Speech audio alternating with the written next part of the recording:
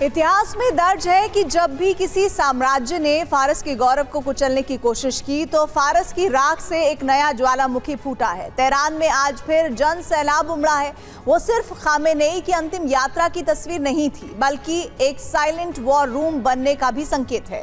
Trump कहते हैं उन्होंने ईरान को धूल चटा दी है और एक हफ्ते की मोहलत दी है, लेकिन कूटनीति के गलियारों में चर्चा कुछ और ही है। ईरान अब सुलग रहा है और खामेनेई के साथ ईरान में तबाही का बदला लेने के लिए कभी भी हुंकार बढ़ सकता है, जिससे अरब का भूगोल बदल सकता है। लाखों करोड़ों लोगों के लिए आयतुल्लाह खामेनेई एक हीरो की तरह थे।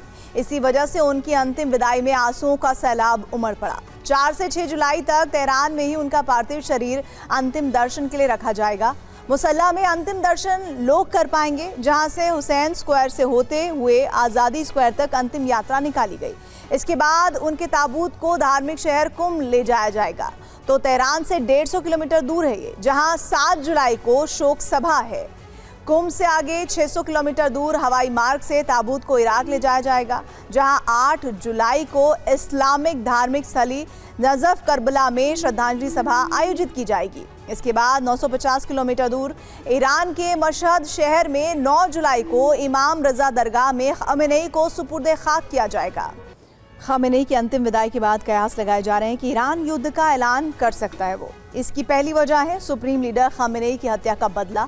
दूसरी वजह है इसकी ईरान के 3000 से ज़्यादा लोगों की मौत होना। इससे ईरान में आक्रोश है। और इसके अलावा एक और वजह है लगातार ईरान पर थोपे गए प्रतिबंध।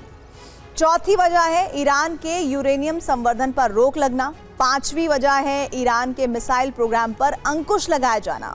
और इसके बाद 6ठी वजह है अमेरिका द्वारा हॉर्मुज़ पर कब्जे की कोशिश करना। डोनाल्ड ट्रंप ने कहा है हमने ईरान को बुरी तरह से हराया है। वो समझौता करने के लिए बेताब हैं।